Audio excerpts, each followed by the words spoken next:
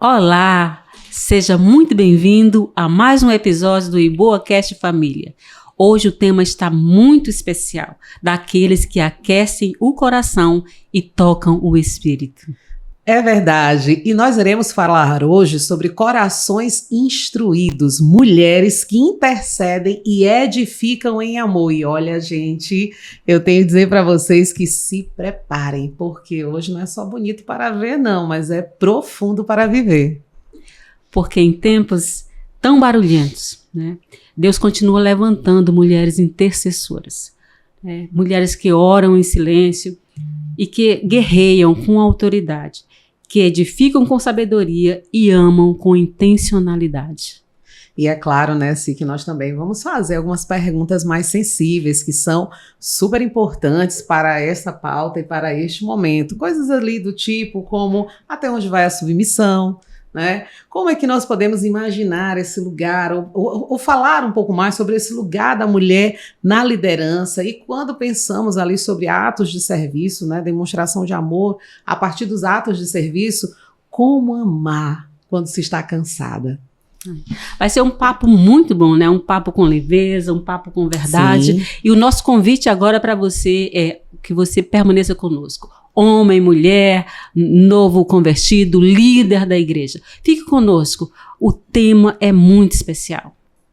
Então, gente, o que eu posso dizer nesse momento é: respirem fundo, preparem o coração aí de cada um de vocês, porque está começando um episódio cheio de amor, de leveza, de graça e principalmente de propósito. Gil, e nesse episódio de hoje nós temos aqui duas convidadas muito especiais. É verdade. E olha, eu vou dizer para você, eu tinha muita vontade de entrevistar uma dessas convidadas. A outra é muito especial também, é um prazer tê-la aqui. Mas essa minha colega, essa minha amiga de bancada, Graziela Nunes, é um privilégio ter você aqui. E eu vou apresentar a vocês, Graziela, que vocês não conhecem, né? Grazi, né? Educadora, especialista em desenvolvimento pessoal, mentora feminina nas áreas de liderança, estratégia e comportamento, coordenadora do Ministério de Mulheres, né, da Igreja Batista do Olho d'Água. É casada com Daniel, mãe de Giovana e de Manuela. Seja bem-vinda, Grazi. Meu Deus, que honra, que prazer, gente. Mudar de lado da bancada. Eu confesso que eu ainda não posso opinar se estar do lado de lá é melhor do que estar do lado daqui, mas eu confesso que aqui está um pouco mais leve. Eu que agradeço o convite, agradeço de estar com vocês aqui e espero que realmente seja um bate-papo extremamente descontraído, porque não tem como não ser.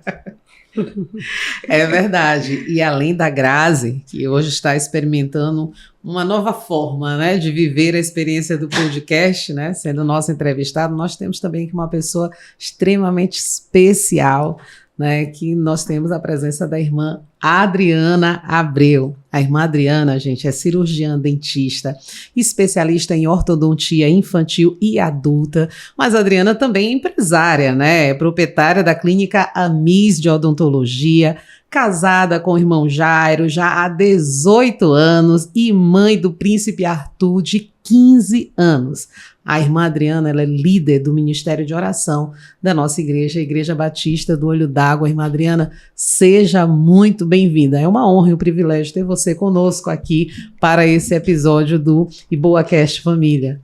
Eu agradeço o convite, confesso que bem nervosa, não parte, como Grazi, descontraída e já íntima aqui do estúdio, mas estou aqui com a graça de Deus e agradecendo o convite. Muito obrigada.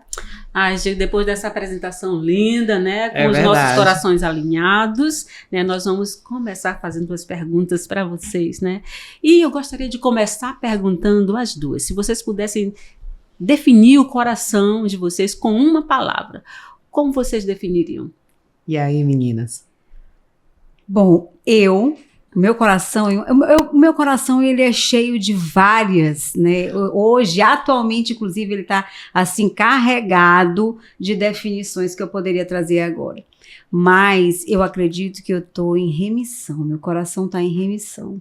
Eu estou revendo alguns pontos na minha estação, nessa estação em que eu estou aí cheia de mudanças acontecendo na minha vida, e aí ele está assim, ele está em remissão, ele está sendo colocado, algumas coisas estão sendo tiradas do armário e descartadas, e outras estão sendo colocadas.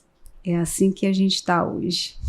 Irmã Adriana? O meu coração é de gratidão, né? Gratidão por toda uma trajetória, uma história, e graças a Deus sempre buscando em Deus direcionamento, fortalecimento, condução. Então, meu coração é de gratidão mesmo pela família, por tantas coisas que o Senhor já fez e crendo nas coisas que Ele ainda fará. Entendi. Então, nós podemos mencionar que é isso que vem moldando nesse momento, né, o coração de vocês nos últimos tempos? Seria remissão e gratidão? Eu acredito que quando eu menciono a remissão, ela tem moldado o meu coração, mas muito mais no sentido de que eu estou me permitindo desaprender algumas coisas para aprender coisas novas, né? Uhum. Eu tenho uma mentalidade muito fazedora e isso acaba me mexendo, me chacoalhando, e esse espírito de aprendizado contínuo, de mudança, tem feito com que o meu coração esteja sendo moldado nisso mesmo, o desaprender e o aprender. Então, esse molde não é fácil. Eu queria dizer a vocês que todo processo de mudança, todo processo de entrega, todo processo de descanso em Deus, é importante dizer, não é fácil, mas certamente ele é extremamente válido, necessário e perene, né? Quando a gente busca da forma como a gente está buscando. Sim, e desafiador, né? Não Muito, deixa de ser desafiador, né? Muito. Adriana? Então, a gratidão na minha vida, ela é muito ligada ao contentamento, né? Sou uma pessoa assim, extremamente grata a Deus por tudo mesmo, como eu falei antes, e estar contente com Deus em toda e qualquer situação, né? Não só com Deus, mas com tudo que Ele me proporciona, por tudo que Ele faz eu ver em mim, que eu posso também mudar. As mudanças realmente, elas trazem, ela mexe com a gente, mexe com a nossa estrutura, mas sabendo que em Deus a gente consegue ter uma linha de começo, meio e fim. A gente consegue ver o final das coisas, né? Como diz na palavra, que melhor é o fim do que o começo. Uhum. Então, minha história é uma história de gratidão mesmo. Uma história, assim, recheada de muitas emoções, né? E sabendo que Deus sempre me guardou, sempre cuidou de mim, como tem feito até hoje. Ah, que bom, gente. Olha, vocês estão aqui porque vocês são reconhecidamente mulheres intercessoras, né? E eu queria só fazer um parênteses. Diga. Eu preciso registrar de público que eu estou muito feliz de dividir hoje o lado de cada bancada, né, sendo entrevistada por vocês, mulheres maravilhosas, mas eu estou muito feliz de estar do lado de Adriana, porque eu conheço a Adriana há muitos anos. Quando eu me converti na igreja que a Adriana já congregava, e nós congregamos juntos eu fiquei nessa igreja 10 anos. E naquele momento a Adriana já era uma mulher de intercessão, ela já era de equipes de intercessão, e eu aprendi muito com a Adriana, aprendi muito nos quartos que a gente ficava trancada orando, né, nas vigílias. Então para mim é um prazer estar do lado dessa mulher. Ela acha que ela tá nervosa, gente, ela acha que ela tá nervosa, mas ela é esse doce, ela é esse encanto. Então eu queria registrar de público que ter você na Iboa conosco e ter você aqui com a gente é algo que aquece meu coração. Bom, e Grazi deu uma deixa aí para a pergunta, né, que nós queremos fazer. Adriana, como é que foi esse chamado, né, para ser uma mulher de intercessão, uma mulher de oração, né? Você resistiu ao chamado, logo que o Senhor te chamou, você diz, eis-me aqui. Então, foi muito engraçado. Eu sempre gostei, né, de participar dos grupos de oração. Onde tinha oração, eu queria estar junto, porque eu entendi logo que eu me converti, que na oração tudo acontece, né? Para mim, eu vejo assim a oração como um grande coração que bombeia e oxigena para toda uma igreja, para nossa vida, para nossa família, enfim, para todas as áreas. Então, mas foi muito engraçado em relação ao chamado. Por quê? Porque eu estava numa reunião de oração e a pastora que liderava o nosso grupo, ela precisou voltar para São Paulo, nesse antigo ministério, né, que Grazi citou. E aí eu saí para tomar um copo com água. Quando eu voltei, eu era a nova líder do Ministério de Oração. Aí eu falei, gente, como assim? Não, agora você vai ser. Então eu sempre tive esse coração voltado para a obra do Senhor. Desde que eu me converti, eu queria fazer algo, eu queria trabalhar, abrir mão de algumas coisas para poder estar sempre envolvida. E aí eu disse sim, né? E aí esse sim durou 9 anos desse ministério. E de lá eu só saí mesmo para Igreja Batista do Olho d'Água. E lá? E lá todo aconteceu. Tu falas do ministério. Isso, e aí, sim, aconteceu um chamado lá na outra igreja então, e novamente para o mesmo ministério na Igreja Batista do Olho d'Água. Aí eu chego na Iboa, eu falei, eu não sou de ficar no banco, né? Sou uma pessoa que eu gosto de pegar no arado, né? Que bom. E aí eu procurei a irmã Rosiane, na época era líder do Ministério de Oração, e falei assim, olha, eu era da intercessão, eu não disse que eu era líder, né, do ministério, do antigo ministério, eu sempre fui da intercessão e eu gostaria de entrar no ministério. E aí passou o primeiro mês, passou o segundo mês e tudo, aí eu disse, ei, irmã Rosiane, eu tô aqui. E assim eu entrei no Ministério de Oração e sempre ali ajudando, dando suporte, os cultos de oração, nas vigílias, sempre presente. E aí um dia eu fui para uma reunião, eu não entendi, né? Lá, mais uma vez, eu fui para uma reunião com o pastor Jedaías, e nessa reunião eu olhei para um lado, olhei para o outro, poxa, só eu que sou do Ministério de Oração estou representando. Aí eu perguntei, é comum, acho que eu até te perguntei, não foi, Grazi? É comum as pessoas virem representando outro ministério quando o líder não está presente? Porque Rosiane nessa época estava em viagem. E aí ela disse, às vezes acontece. E no final o pastor Jedaías me chama e fala, irmã Adriana, eu queria lhe perguntar uma coisa. Com aquela voz dele assim, né? Eu disse, pode perguntar, pastor. Ele, seu nome foi colocado para liderar o Ministério de Oração, porque a irmã Rosiane vai precisar se ausentar. Eu falei, como assim, pastor? A mesma pergunta lá de trás, né? Lá no antigo ministério. Eu, como assim, pastor? Ele, não, você não precisa me dar essa resposta agora, mas Deus conhece meu coração e saberia que eu não diria não, mas eu fiquei muito impactada. Eu, pastor, como é que eu vou liderar o Ministério de Oração na Iboa? Ele, irmã Adriana, ore, converse com o irmão Jairon, fale com ele, veja se está alinhado com a família. E aí eu fiquei. Aí nesse dia, converso com Rosiane, porque ela estava longe, aí às vezes a internet não funcionava e tudo. E nesse dia, no final da reunião, Rosiane, como é que tu me coloca, Rosiane? Aí eu comecei a falar com ela, não, Adriana, olha, isso é resposta de oração. E assim fui assumindo aos poucos, né, o Ministério de Oração na Iboa. Entendi. Que já vai fazer, esse ano fez 1 ano em fevereiro. Isso. E aí, mais uns anos vão se seguir, se Deus quiser. Se Deus quiser. E Grazi, e você? Como é que foi esse chamado? Foi natural? Houve alguma resistência? Para liderar mulheres? Como você se percebeu na área da intercessão? Como você se percebeu como uma mulher de oração, uma mulher intercessora? Eu vim de uma igreja em que, e eu falo isso com muita naturalidade, sem querer, não é o meu intuito não é dizer que não aconteciam as coisas, né? Eu não tinha a oportunidade de estar ali atuando, e eu tenho essa característica, a minha mentalidade é uma mentalidade fazedora, e eu sou uma pessoa que gosto de colocar a mão do arado.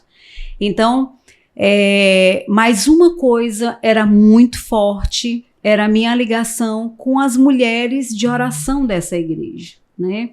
E logo que eu me converti, eu entendi que a oração realmente ela é a chave que move e transforma a vida de uma mulher cristã. Então, eu mergulhava nas vigílias com essas irmãs, eu mergulhava nas rodas de oração, né, nos círculos de oração. Aí depois eu conheci outras irmãs de outras igrejas, de outras denominações, e a gente sabe que, por exemplo, a Assembleia é uma denominação, né, que as mulheres... Eu tô a irmã de coque, ó. Vocês não sabem que eu tô a irmãzinha do coque? Eu agora ando só a irmãzinha do coque agora, ó. Eu sou uma irmãzinha do coque. Mas, e assim, eu fui me descobrindo na oração e eu entendo que, assim, para mim faz muita diferença, né? Estar no meio de um povo que ora, de uma igreja que ora, porque onde há oração, há crescimento. Sim. E eu sou alguém ávida por crescimento, né?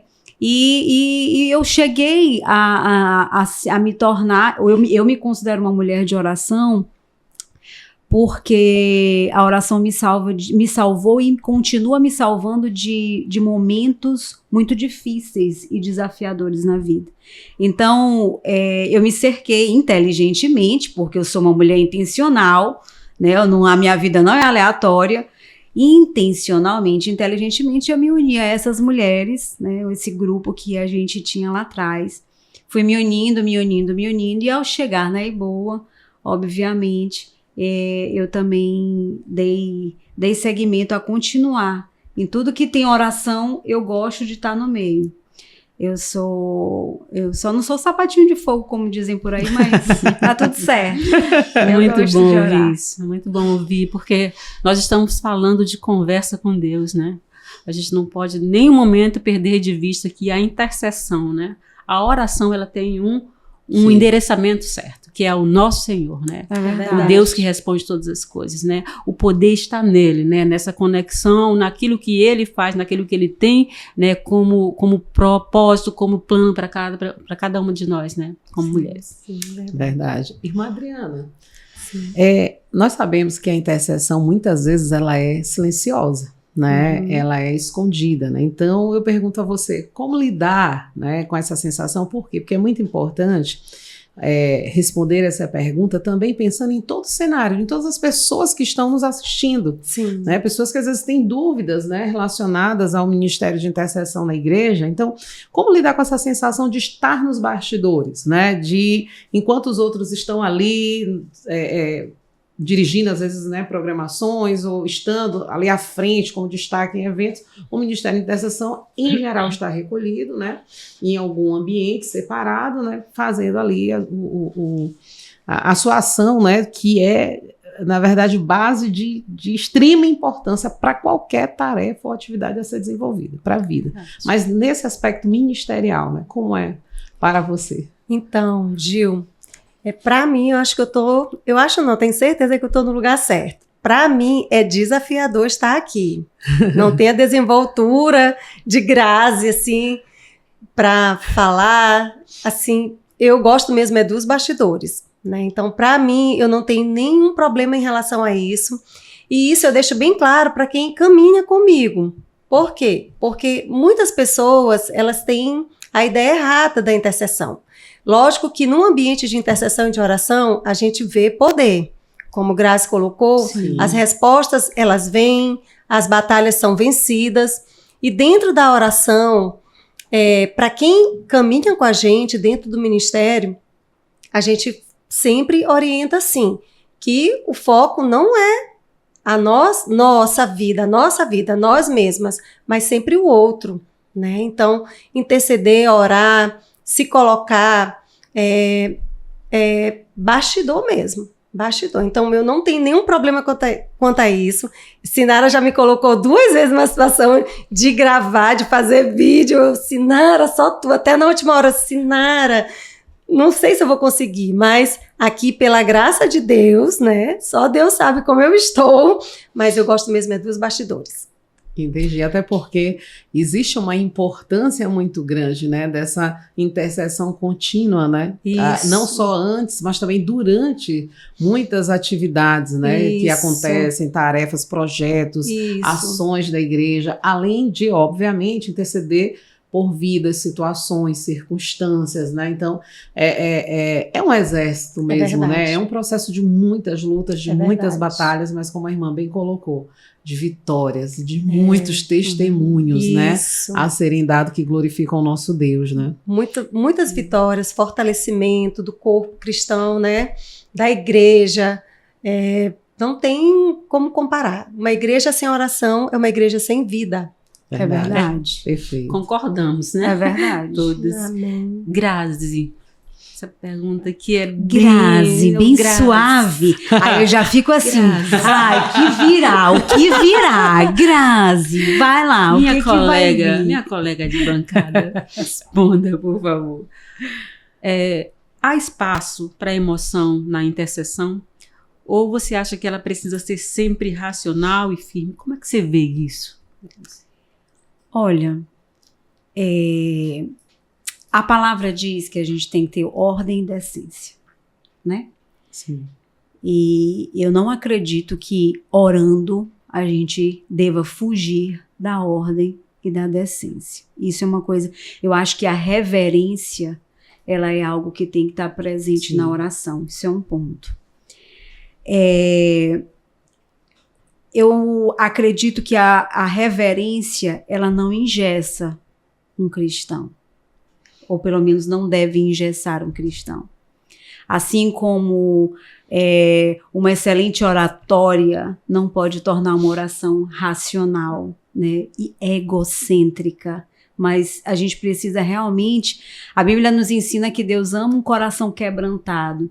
Eu não consigo. Não rejeita, eu acho, né, que é completamente incompatível racionalidade com quebrantamento. Uhum. Eu acho que o quebrantamento, eu entendo que o quebrantamento, ele é realmente um mover do Espírito em nós. E ao mesmo tempo que nós estamos ali como pessoas, como seres racionais, o mover do Espírito nos traz a emoção. É impossível você estar na presença de Deus e as suas emoções não falarem mais alto a sua racionalidade. Eu, particularmente... Eu acredito, eu fico na minha conjectura com Deus aqui, Senhor, e aí? O Senhor gosta aí de orações do falar bonito? O Senhor gosta da oração com a lágrima? O Senhor gosta da oração do grito? O Senhor gosta... O que alcança o seu coração? Então, eu acho que cada momento é um momento, mas... Eu, particularmente, acho que um coração quebrantado é incompatível com racionalidade. Eu uso a minha razão para entregar para o Senhor e para pedir assim, me lembra daquilo que eu preciso colocar no teu altar. Então, eu quero ser racional nesse momento. Mas eu quero que ele sinta a emoção do meu coração e a minha entrega quando eu estou ali naquele momento, né? Eu também acho que isso é algo que é muito individual. Uhum. E eu acredito que, ainda que alguém ore com a total racionalidade, o Senhor que sonda corações, ele não rejeita orações. Certo. Então, eu acho que é muito individual. Gil, não sei se você recorda o endereço do versículo, né? Mas aí a gente pode pensar no versículo. Vocês não me fazem essa coisa do endereço do versículo. Eu vou chegar nesse momento, mas olha, eu tenho 47 anos, 20 anos de convertida, eu sei que tá lá, não me manda saber onde tá, porque aí não bagunça meu cristianismo. Ok, Gil. Mas eu não orarei com a mente, mas também orarei com o espírito. Eu não sei se tu recordas, né? Não, endereço não, eu vejo já. Exatamente. Pois mas o que tu falaste, Grazi, é muito pertinente, porque o Senhor não rejeita, o Senhor olha para o coração, né? Há espaço sim, porque é impossível. É claro que a nossa oração não deve ser uma oração movida por emoção, puramente por isso. Uhum. Mas conhecendo o Deus verdadeiro, aquele que coordena as nossas mentes, os nossos pensamentos, sim, nós podemos chorar diante do Senhor. Sim. Nós podemos ter emoção diante do Senhor. E realmente, aquilo que você falou... Eu só não posso dizer a expressão exatamente. que a minha secretária diria. Vocês sabem que eu já disse isso lá de púlpito, mas aqui eu não sei se... eu tenho uma secretária que ela diria assim, Dona Grazi, chora esse catarro grosso que a senhora tem aí dentro. É mais ou menos assim. Eu gosto de me derramar no Senhor dessa forma, sabe? Eu quero que Ele sinta a minha entrega. Mas tem momentos que você ora também de uma forma racional, né? Sim. Como eu falei, para mim é algo meio que individual. Eu sou emoção pura. Eu sou intensa, gente, eu sou intensa. O Senhor sabe, Ele me fez assim, Ele me olha assim, Ele ainda diz assim, minha filha, menos, minha filha. Menina, eu tenho certeza que Ele fica lá, minha filha, menos. Mas falando no sério da palavra, eu acredito que é isso, Ele sonda corações. E Ele não rejeita orações, né? A gente canta que Ele não rejeita oração, então a gente precisa crer que Ele não rejeita orações. Mas eu particularmente acho que o Senhor merece as nossas emoções entregues no altar dele. Sim. E eu quando penso, né, sobre a questão das emoções, né, eu acredito que é muito do que você tratou, Grazi, no que se refere a perfis, né?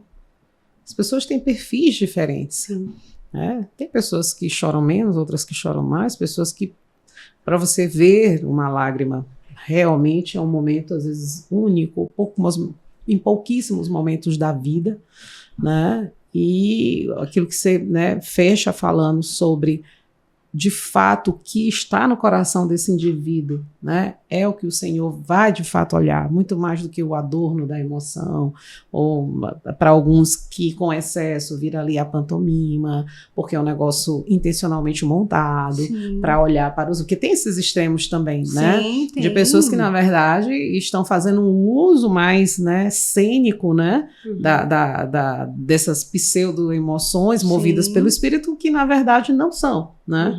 É muito mais para que os outros ali olhem, né? Então, o que o Senhor vê diante do indivíduo, né, que é o coração, eu acredito que essa é a base, né, daquilo, né? E aí vai ter gente que vai externar isso com uma facilidade maior e outros menor, né? Menor. Então, né? Mas eu também percebo às vezes que até com uma certa dificuldade de deixar a emoção fluir, muitas vezes o louvor para mim é uma oração cantada.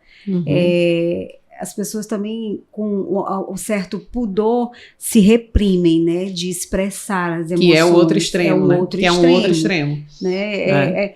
No espírito há liberdade.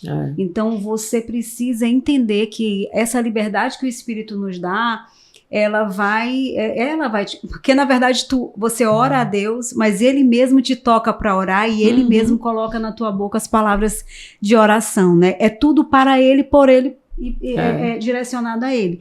Mas eu acho que é perfil mesmo. Os extremos não precisam e não devem acontecer. Saber também que não é uma realidade estanque, né? Ou seja, terão momentos que nós estamos em construção o tempo todo. Às vezes você tem uma trajetória de vida que você não chorava orando. Meu Deus, tu já imaginou? E que hoje você é assim. Então ninguém está rotulado sobre aqueles que choram ou que não choram. Até porque a emoção não se trata só de lágrimas, né? Amanhã, quando eu for dirigindo, né? Amanhã, quando eu for dirigindo para algum lugar, que eu gosto de dirigir no carro, eu orar no carro. Eu vou quando eu começar a orar, eu vou dizer assim, tô orando na racionalidade. Porque se eu fechar meu olho, a glória chega. Entende? É assim que vai ser. Então, a cada momento, mas graças a Deus que Ele sonda os nossos corações. Amém. Louvado seja Deus por isso. Exato. Irmã Adriana, sim, diga lá, existe diferença entre orar por alguém ou interceder por alguém?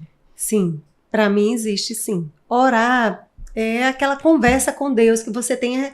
Muitas pessoas chegam pra gente, Adriana, ora por mim, ora por determinada situação. A gente coloca em oração. Colocar em oração é falar para Deus o que aquela pessoa está passando, uma situação de doença, uma situação de enfermidade qualquer, ou uma situação financeira. Então, eu vou ali contar para Deus o que essa pessoa está vivendo, colocando, sempre me lembrando, porque o Espírito Santo faz isso, né? E quando estava falando da razão, eu penso assim que nós somos singulares e toda oração ela é singular. Não existe uma forma para a oração ou para a intercessão, né? Então, passa pela razão, passa pela firmeza, passa por todas essas coisas e é um sobrenatural. Então, vão ter momentos que nós vamos estar intercedendo pelas pessoas. Então, quando você intercede, você se coloca na brecha por aquela pessoa, por determinada situação, por uma causa, por diversas situações, entende? Então, interceder vai mais do que orar.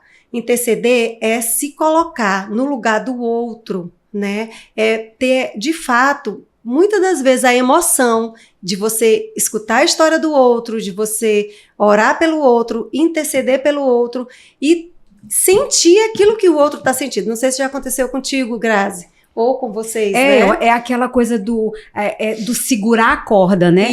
Isso. Até que o outro diga assim, nossa, eu tenho tido as respostas desse tempo de oração, né? O tempo de dedicação. E a pessoa, quando recebe a resposta, aquela resposta também é um alívio pra gente, né? Você sente assim a sensação de você dever junto cumprido, na batalha, você caminhou comigo, nós estamos juntas, né? Ou juntos como família.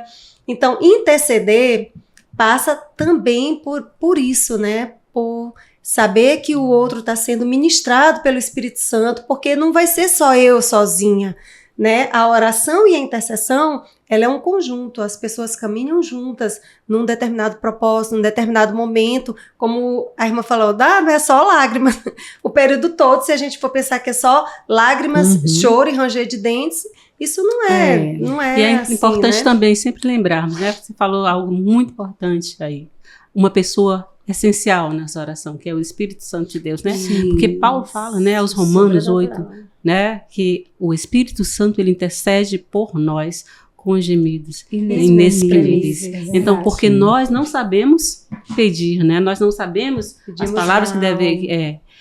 O tempo todo somos exortados, né? Que nós não temos competência para nada, né? Esse espírito para orar não seria diferente. É o Espírito Santo. E aí eu gostaria de perguntar mais uma vez. Uau! Vai, Grazi. Certamente vocês têm experiências de intercessão, né? Vocês poderiam citar, Grazi, começar com você, né? Uma experiência de uma oração que você fez e o Senhor respondeu de forma surpreendente. Gente, ao longo de 20 anos de conversão, a gente poderia ficar a noite inteira aqui. Na verdade, a noite nem iria caber as experiências das respostas de oração. Porque o Senhor, isso a gente precisa enfatizar. O Senhor ouve, os ouvidos dele estão inclinados a ouvir as nossas orações, seja aquelas verbalizadas, sejam as orações que a gente faz em pensamento e em espírito. E ele responde. Muitas vezes, inclusive, ele responde e você não está atento e você está distraído e não consegue perceber que é uma resposta, né? Mas eu teria muitas e muitas e muitas. Mas tu estava falando aí, e eu conjecturei aqui rapidamente, porque aqui trabalha tudo muito rápido, aqui é meio que inteligência artificial, blá, blá, blá, blá. E aí, tem um fato que eu gosto muito de lembrar. Eu não estava casada ainda, na verdade, Daniel tinha me pedido em namoro, né? E antes de casar com o Daniel, eu tive muitos relacionamentos conturbados e frustrados, e eu sempre tive eu sempre fui cuidadora, né? Eu sou uma mulher cuidadora. E aí eu lembro que eu estava voltando de uma viagem de trabalho e eu ia conhecer os pais dele nesse momento, né? Eu já conheci os pais, mas eu não conheci os pais como a namorada do Daniel, né? Essa me veio à cabeça agora, porque para mim é uma resposta, assim, a época foi muito forte. Então, eu lembro que quando o avião decolou, eu estava vindo de Belém para cá, quando o avião decolou, eu falei, Senhor, eu tô indo para algo que o Senhor está me proporcionando, eu creio, eu tenho plena convicção disso. Mas eu tô entrando numa relação onde eu tenho uma filha, né? E eu preciso que esses pais, o pai e a mãe do Daniel, Eu preciso ver, sentir e perceber que eles amam a minha filha genuinamente e querem, né, que a gente faça parte desse contexto. Isso foi uma coisa que eu pedi para Deus quando o avião decolou lá em cima, olhando para as nuvens, todo aquele clima, né, hollywoodiano e tal, eu pedindo para o meu Senhor e tal. Enfim.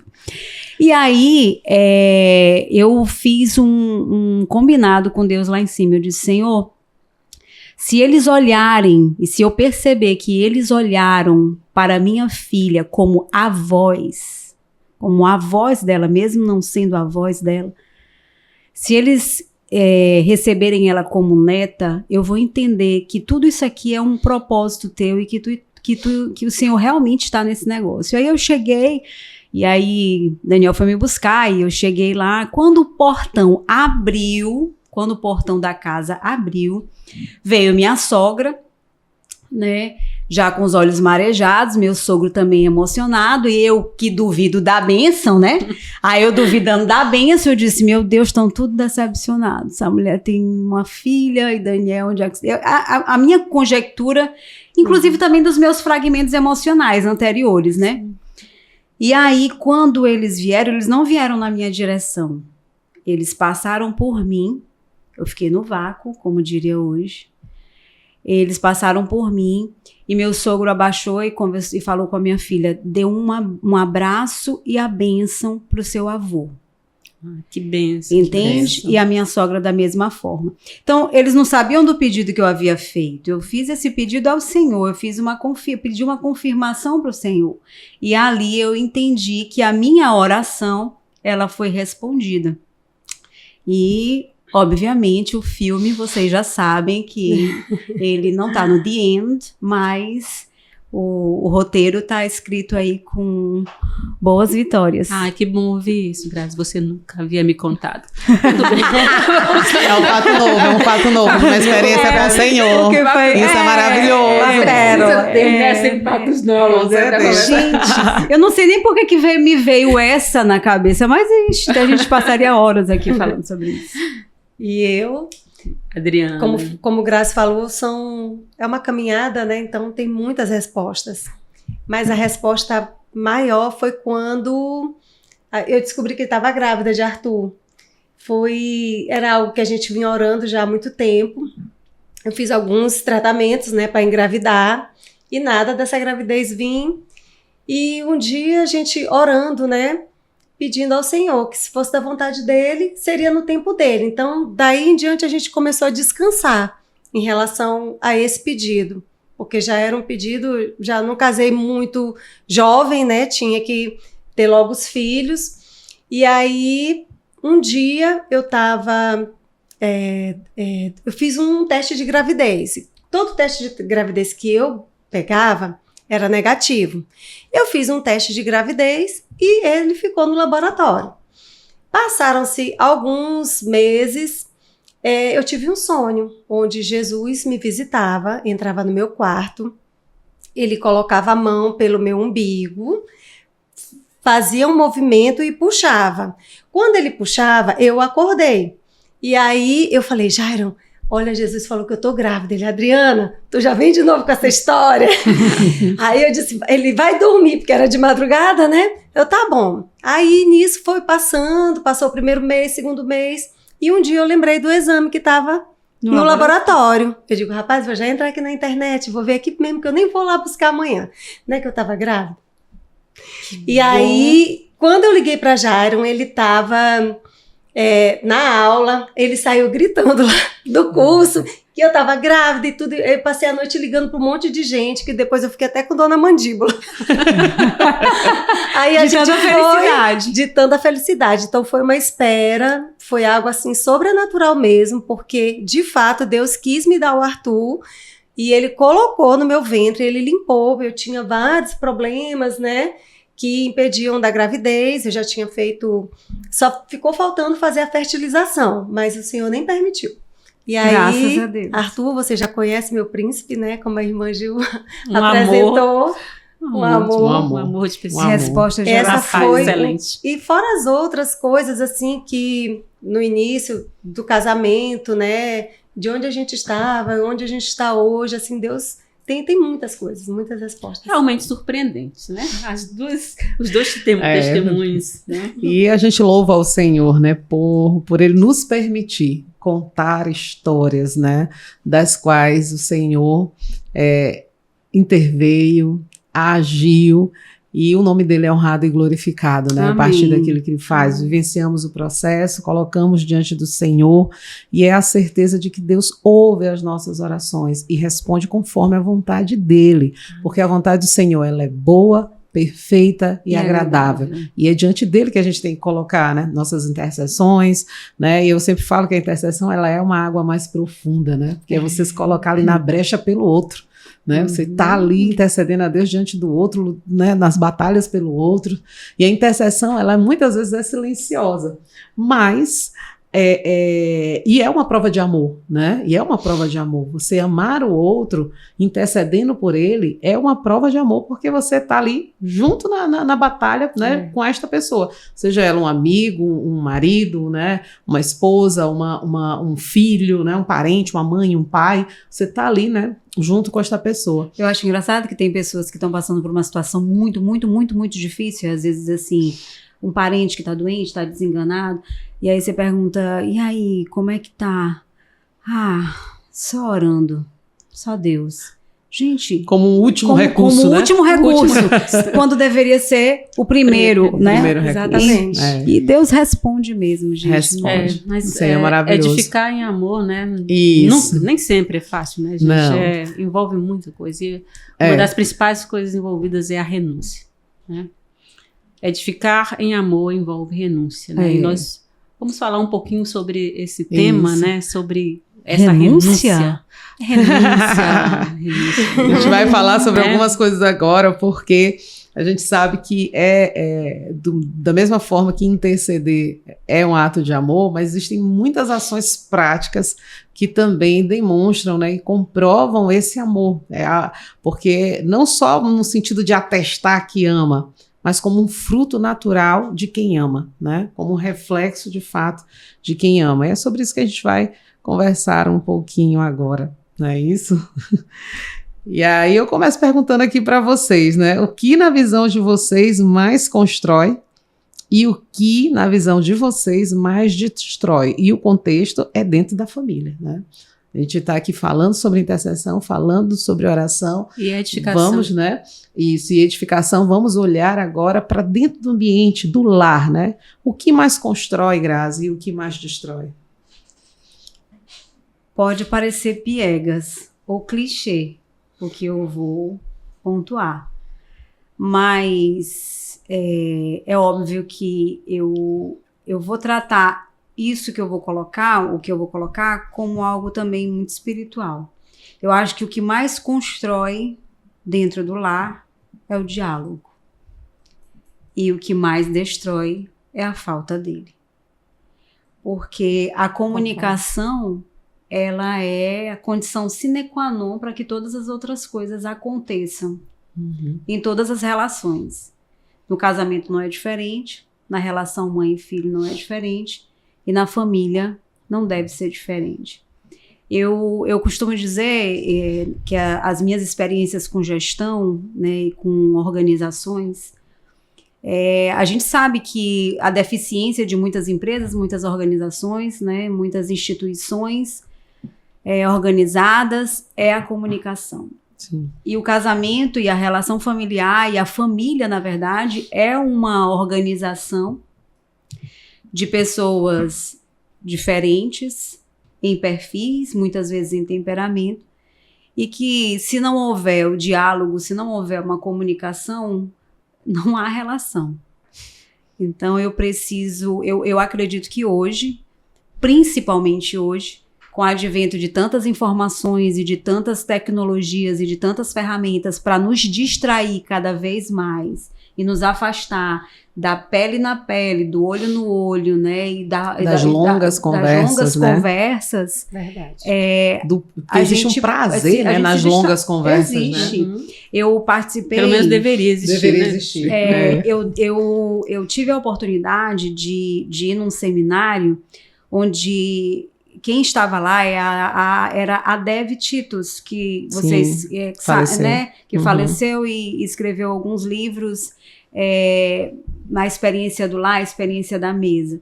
E uma das coisas que eu ouvi ela sabiamente colocar é que Jesus intencionalmente usou uma mesa para aproximar pessoas, para colocar pessoas no diálogo, né, verdadeiro, e chamá-las de amigos, né? E eu acredito que o diálogo e a comunicação levantam uma família e, ao mesmo tempo, se não houver, a ausência dele destrói uma família. Verdade. No episódio passado, nós falamos muito sobre comunicação, né? Foi um tema muito debatido, né? Pelo casal entrevistado. Que por coincidência, né, a entrevistadora aqui de hoje. Seu varão, né? Verdade. Então, mas eu gostaria de fazer uma pergunta para você, né? Primeira coisa, você concorda com Grazi? Totalmente. Ah, que bom. Totalmente. Eu acho que uma boa escuta, um bom diálogo edifica demais. Né? E ter o tempo, né? Como ela falou, não é só uma pequena conversa, mas às vezes uma conversa saudável, boa, né? Não, se isso não tem, de fato, prejudica demais o relacionamento. Certo. E como é que faz, Adriana, quando para edificar alguém que não quer, né, ser edificado? A gente fala nessa edificação mesmo, nessa construção, né? Que nós estamos pensando, estamos falando de casamento, estamos falando de família, né? Dessa estrutura. Então, como edificar alguém que não quer ser edificado? Ou alguém que te feriu, né? Sim. E aí, alguém que te feriu, né? Às vezes você está trabalhado ali na raiva, né? Dentro de casa? Isso aí é dentro de casa, né? No ambiente do lar. Eita, meu Deus, fica mais difícil. E até um pouco mais do que a raiva, a mágoa, né? Porque às vezes você tem eu uma raivazinha, né? E assim, passa, né? Mas a mágoa ali, a ferida, eu ia dizer assim, né? você tá trabalhada no ódio. Meu Deus do céu. Pode, né? Não pode, né? Você tá ali magoada, você foi ferida, né? Sim. Mas você precisa ainda, como mulher, né? Como mãe, edificar, né? E como é que faz isso, Adriana? Eu acho que é crucificando o nosso eu. Perfeito. Todo o tempo. Porque houve situações no meu casamento que Jairo não queria ouvir, não escutava conselho. Foi um período bem difícil para nós, como casal.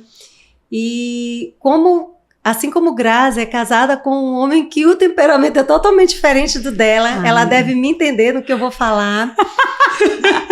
Vocês acham que é muito diferente assim? É muito visível? Nós assim... 220, 110? Imagina. Então, houve tempos que a comunicação era zero, né? E isso afetou drasticamente nosso casamento. Quando a gente fez 11 anos de casado, a gente esteve quase à beira de uma separação mesmo. Eu trabalhava muito, né? Viajava, ficava fora. E isso foi desconstruindo o que a gente, no início, estava construindo. Então, foi desconstruído. Então, muitas vezes, eu continuava indo sozinha para a igreja, Arthur bem pequenininho, Jairo não queria participar, tinha se chateado com algumas questões, com liderança e tudo.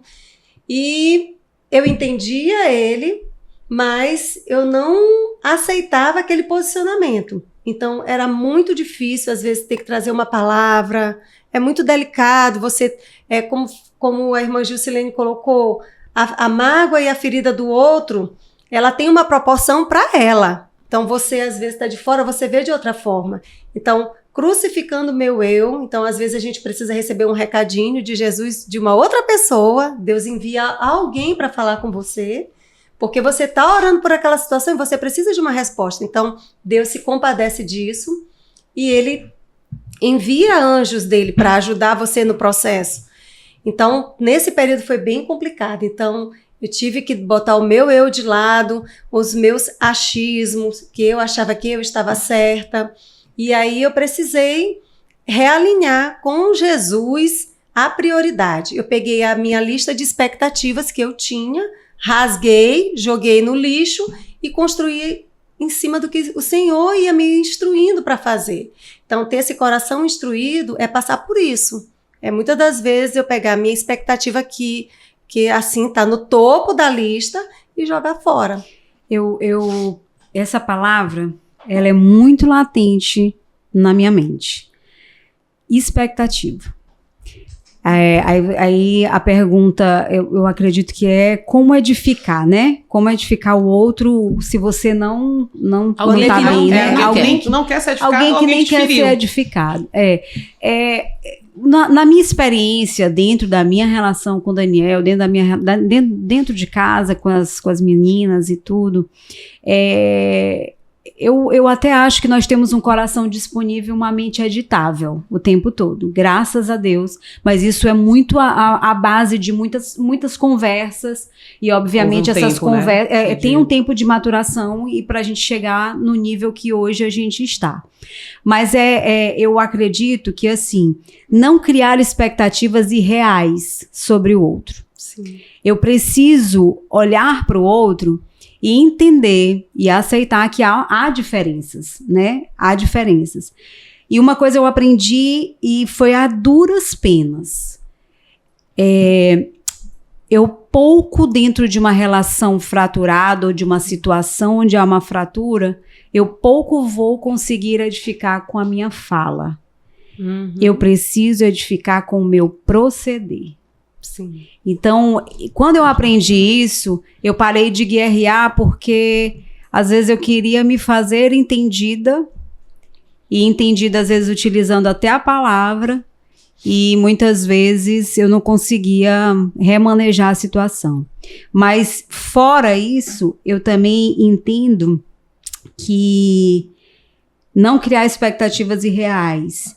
E hoje eu me policio da seguinte forma, porque eu vou te falar uma coisa, minha filha. O perfil influencia muito. O perfil influencia demais. Mas eu fico, às vezes, eu tô aqui. Senhor, me controla dessa ira, me controla desse pensamento. Senhor, age no meu coração. Me ajuda, Pai. Aí, Daniel, ele sabe que quando ele me manda quando ele faz alguma coisa, eu pego a fala dele, eu tenho essa criatividade, eu pego a fala dele, aí eu vou para a palavra e vou botando, fazendo, né, uma monografia, uma dissertação que seja com a palavra envolvida. E isso pode ser muito engraçado e pode ser muito inteligente. Mas a grande verdade é que hoje, buscando ser a mulher sábia que edifica a sua casa, eu fico me perguntando, eu estou renunciando quando eu estou dialogando com ele depois de, mesmo ele não, a gente em alguma situação, e quando eu estou fazendo isso, mesmo que eu esteja certa, eu estou fazendo de uma forma em que desperte em mim um desejo meio que narcisista e não edificador, né? Sim. E aí eu fico me policiando. Será que não tem um pouco de egoísmo? Para que eu não tenha um pouco de egoísmo e de egocentrismo, né? Egocentrismo, Na verdade, egocentrismo é mais adequado. Mas, de fato, eu acredito que não criar expectativas irreais te faz edificar. E ao mesmo tempo que você não cria expectativas irreais, você edifica não pelo muito falar, mas pelo proceder. As tuas ações, e as tuas ações, quando eu digo as tuas ações, às vezes tu dizia assim, rapaz, eu não vou dar um beijo. Eu não vou, se quiser vem. Se quiser vem. Aí não vem, né? Aí tu fica, Maria de Lobairosô, não veio, vou lá. Aí chego lá e digo, sim, tá bom, me perdoa. E dorme. Eu gosto só rapidinho, eu gosto sempre de fazer uma pergunta quando eu estou numa situação que eu tenho certeza que eu estou certa. Eu pergunto, Jesus, o que tu faria? Em meu lugar, se tivesse. Eu sempre faço essa pergunta, porque Jesus com certeza não iria agir. Minha irmã, não é com a minha emoção. Com mas amiga, que nós queremos, também, né, agir, gente, né? Vamos ser realistas. Nesse momento a gente até faz essa pergunta, mas a gente diz assim, Senhor, se eu não teria um pouquinho não assim de dose assim de aperto, se eu não daria nem um apertozinho, eu não posso apertar nem um pouquinho não. Porque é O tão Espírito claro, Santo né? convence. O É Espírito tão Santo... claro pra só, gente gente, determinar a olha só, situação. nós estamos ali caminhando para o final, né? Ah, do não, nosso- não aceito. Precisa Só de um aumenta. ano, né? Aumenta Caminho a pro capacidade do YouTube. Vai ter a parte 2. Isso é pra vocês verem que a gente não dá conta, o negócio tem que fluir, Curte, compartilha, manda um aviãozinho, se inscreve no canal. Não posso deixar de falar isso, porque agora eu entendi a internet. Eu tô entendendo. Porque olha só, tem uma pergunta que nós falamos no começo, né, que iríamos fazer para vocês, porque está dentro dessa esfera do amor prático, né, de fato estarmos ali, né, tratando desse amor, e onde se encaixa, né, essa ação de amar dentro daquilo que hoje é tão debatido, que é sobre a submissão da mulher, né? Então, onde isso se encaixa, né, com ações de amor, dentro daquilo que nós acreditamos, que nós cremos, né? Porque não é só a decisão, o entendimento racional bíblico, né? Mas a prática, né? Os desafios da prática, né, de viver em submissão, né, ou com ações, obviamente, que vão refletir, né, a submissão dessa mulher conforme a palavra de Deus nos traz. Se vocês fossem, então, dizer o que é uma mulher submissa, com uma frase. Tá vendo que ela quer terminar, né? Vocês viram, né? Eu abri a pergunta, ela fechou, vocês viram, né? Houve uma frase para profundidade, aí submissão. depois ela diz assim, é o seguinte, não seja tão profunda, volta. Uma frase Mas só. uma frase profunda. Vocês conseguem construir uma frase muito profunda, com certeza. Uma frase Que profunda. é- Olha o Exatamente. desafio, Graça. Pensa aí, que Adriana. O que é significa ser submissa para você, como mulher? Mas nos atos, realmente, como aquilo que a gente falou aqui no começo, dentro de uma Conforme. visão bíblica, na prática, pensando de fato no que nós estamos tratando Exato. aqui, que é essa forma prática de amar. Gente, o que a gente aprende da submissão quando a gente conhece a Jesus, né? E que eu vou dizer pra vocês uma coisa que eu tenho muito claro na minha cabeça. Até porque aconteceu comigo que me tornar uma mulher submissa foi muito difícil pra mim. Sim. Porque, primeiro, eu questionei, como toda pessoa que é recente na fé, e obviamente eu fui criada com a frase, teu marido é teu emprego, então por aí tu tira que eu fui criada para ser autossuficiente, eu fui criada para ser independente, né? E quando eu conheço Jesus, eu vou entendendo a submissão e vou começando a entender que a submissão é estar sobre a mesma missão. É o que a gente entende, né? Estar ali sobre a mesma missão. Mas precisa entender o que é submissão, tanto o homem quanto a mulher. O homem precisa entender o que é uma submissão e a mulher precisa entender. O homem do ponto de vista de como ele vai lidar com uma mulher submissa e reconhecer a submissão daquela mulher. Porque eu acredito que uma mulher submissa ao seu marido é a mulher que caminha com o mesmo propósito, né, rumo ao mesmo propósito do seu marido. E aí vem aquela mulher que deixa de ser essa mulher que o mundo prega, que vai à frente, que vai adiante, que vai desbravando, que toma o espaço, que conquista o espaço.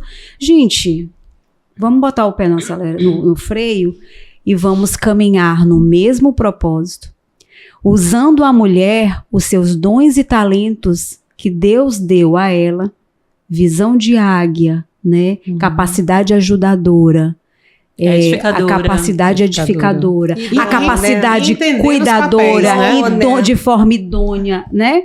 Então, assim,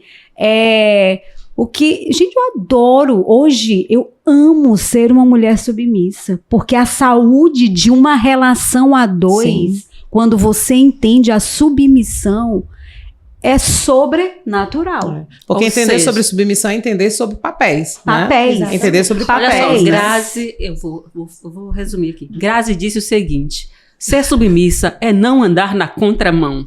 Exatamente. É não andar na contramão. Pronto. Adriana. Eu quero lá andar na contramão, nada, menina. Não, cansa demais. Eu vim de uma família matriarcal, onde a mãe determinava tudo, dava as ordens, era a pessoa de linha de frente. Quando eu casei foi bem difícil, né, entender esse papel da submissão no casamento. E aí, esses atropelos eles causaram muitos danos, mas com a construção, com a renúncia, crucificando eu, a gente compreende o papel, né? E falar dos papéis é super importante, porque não é só você ser submissa, mas o homem também tem um papel dele para você se tornar uma mulher submissa. Uma submissa temente a Deus, que honra ao Senhor, que honra o seu casamento, seus filhos, a sua família. Isso é um papel de uma mulher submissa, cristã, né? Ela é honrar a Deus em primeiro lugar, seguindo o direcionamento de Deus, caminhando para o mesmo propósito. É verdade. Muito bem. Gente, então vou fazer uma pergunta para as duas, tá bom? E é muito pessoal, né? Quais práticas espirituais mantêm o coração de vocês firmes e sensíveis ao mesmo tempo? Firmeza e sensibilidade, né? Que práticas espirituais? Olha, que mantém, desculpa. Os corações firmes e sensíveis ao mesmo tempo. Um coração firme e um coração sensível. A oração permeável. é uma prática espiritual. O jejum, para mim, é uma prática espiritual. Obviamente, a leitura da palavra, porque sem a leitura da palavra, todo o resto perde o contexto, o sentido. Não tem base. Né? Não tem base, não tem fundamento. E, obviamente, um coração disponível, né? Porque eu aprendi algo lá atrás, que não foi na igreja, foi realmente na vida, que é: receba a informação, processe com inteligência e volte com uma ação. Então, todas as vezes que eu oro, que eu jejuo, que eu leio a Bíblia, eu recebo muito do alto. Mas se eu receber do alto e não colocar na minha prática de comportamento diário, Em vão. é em vão. Então, eu preciso realmente orar, jejuar, ler e praticar. Porque aí eu trago uma palavra que o pastor Jadaías ministrou numa vigília, ele disse assim: conhecer, aprender e viver. Tá vendo, pastor? Tava lá. Aliás, tudo que o senhor fala eu pego, capto e eu vou tentando colocar, né? Mas é isso, as minhas práticas são essas. Acredito que a minha amiga também vai concordar, porque a gente aprendeu isso há muito tempo, né? É verdade, Adri? É verdade. A oração pautada na palavra sempre, né? O fundamento da oração é a palavra de Deus, né? Quando Jesus ele foi tentado, ele venceu toda a tentação, se submetendo à palavra, explicando, ensinando e fortalecendo a gente, né? Como um todo. Amém. Amém.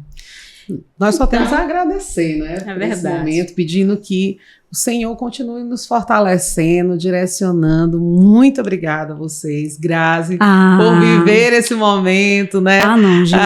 Estando do outro lado, né?